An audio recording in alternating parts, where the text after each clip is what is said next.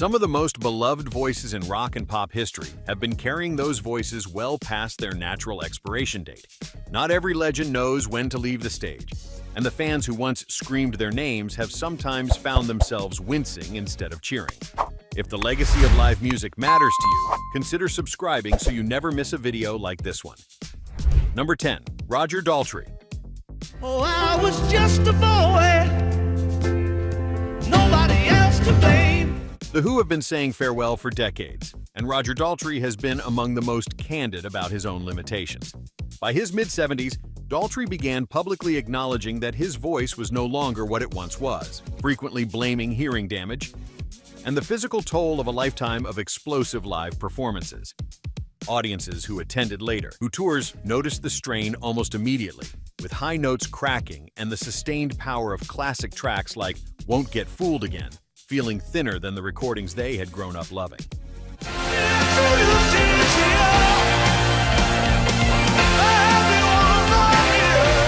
What made it harder to watch was Daltrey's own honesty about it.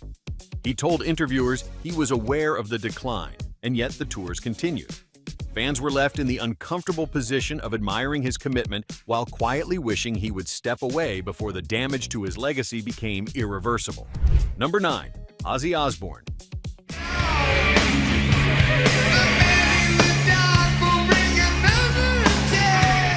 Few careers have inspired more retirement speculation than Ozzy Osbourne's, and for good reason. After a series of serious health scares, including a Parkinson's disease diagnosis made public around 2019, Osbourne's live performances became increasingly unpredictable. Some nights delivered flashes of the old ferocity. Other nights were difficult to witness, with tremors visibly affecting his movement and his voice struggling to hold the lines that once defined arena rock.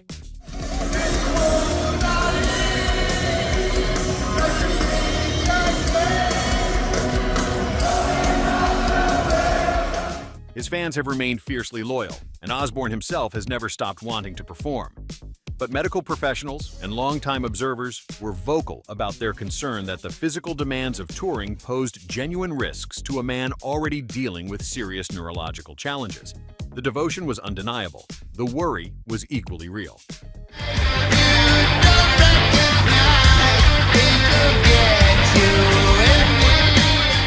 Number 8. David Lee Roth.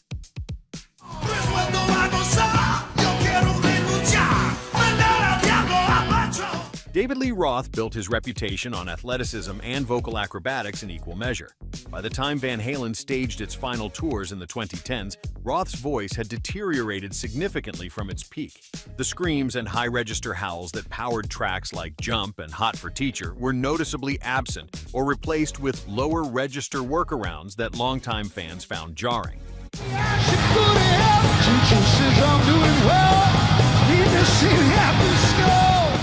His showmanship remained intact to a degree, but the voice is the instrument that cannot be faked, and audiences who had paid considerable money for nostalgia found themselves sitting with something more complicated. Critics were blunt about the gap between reputation and reality, and social media made sure those assessments spread far and wide after every tour date.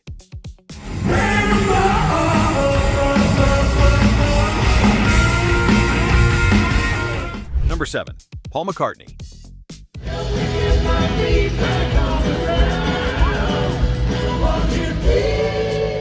This one is complicated because Paul McCartney remains an extraordinary performer by almost any standard. He continues to headline major festivals well into his 80s, and his energy on stage is genuinely remarkable for a man of any age. But the voice, once one of the most distinctive and versatile instruments in pop music history, has been showing its years for well over a decade. When I find myself in times of trouble, on the bed we constantly speaking words of wisdom, let it be. Fans who attend McCartney concerts today often describe a mix of awe and sadness. The songs are there, the catalog is peerless, but the upper registers that defined tracks like Maybe I'm Amazed and countless Beatles classics have softened considerably, and some vocal lines are transposed down or quietly adjusted. Nobody questions his right to perform, but plenty of devoted fans have quietly wished the recording legacy could remain untouched by comparison.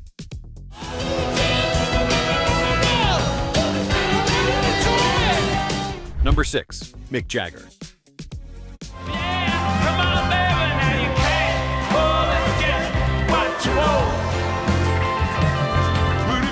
The Rolling Stones are perhaps the most famous example of a band that refused to stop long after conventional wisdom suggested they should. Mick Jagger's voice has held up better than many of his contemporaries, which makes this entry more about the cumulative effect of decades on the road than any single catastrophic decline.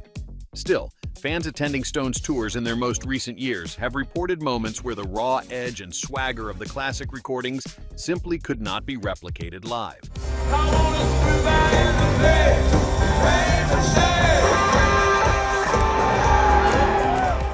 Jagger underwent heart surgery around 2019, and the concern among fans at that time was palpable. He returned to the stage impressively quickly, but the spectacle of watching a man in his late 70s sprint across stadium stages has inspired as much anxiety as admiration. The love is real. So is the worry. Drop a comment and let us know where you are watching from. We love hearing from fans all around the world. Number 5. Aretha Franklin.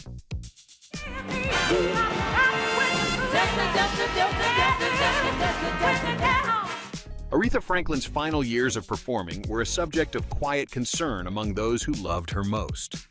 The Queen of Soul had battled health issues for years before her passing in 2018, and her later concert appearances were sometimes marked by vocal inconsistency that was painful for longtime admirers to witness. A woman who had once commanded any room she entered with pure, effortless power was clearly working harder for notes that had once come freely.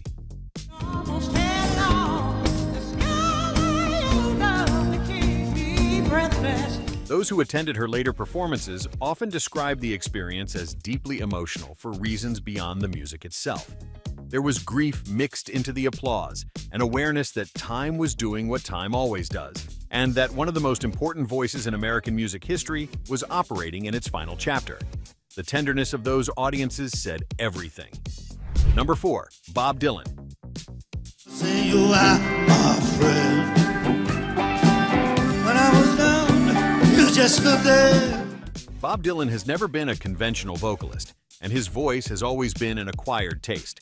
But what was once idiosyncratic and raw became, for many fans, genuinely difficult to follow in his later touring years. Concerts featured vocal delivery so heavily altered by age and stylistic reinvention that even devoted followers sometimes struggled to identify the songs being performed until well into each number. Dylan has never expressed any interest in what audiences prefer, which is consistent with everything he has always been. But the gap between what fans hoped to hear and what they actually received grew wide enough that reviews became something of a running conversation about disappointment. His Nobel Prize for Literature in 2016 was celebrated universally. His live performances divided opinion just as reliably.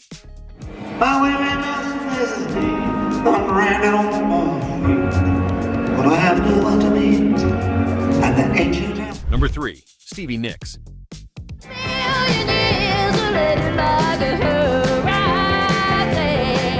Stevie Nicks has been among the most candid artists in rock about the risks live performance poses to her voice. She has spoken openly about the damage done by years of performing while ill, the impact of medications she took over the years, and the reality that her vocal instrument requires careful management that touring makes difficult.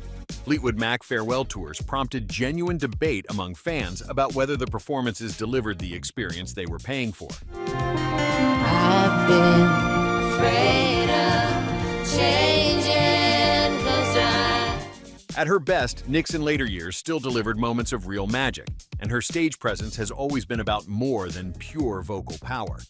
But the raspiness that was once an artistic signature became something more pronounced and less controlled over time, and longtime fans were not always sure which version of her voice would show up on any given night. Number 2. Rod Stewart. I know your name is Rita, 'cause your perfume smells sweeter since when. Rod Stewart's voice was once one of the most distinctive in popular music, a raspy, soulful instrument that felt lived in and real. Decades of performing, by his own admission, took a measurable toll. Stewart has spoken publicly about the challenges of maintaining his voice on extended tours, and audiences at various points in his later career noticed the effects clearly.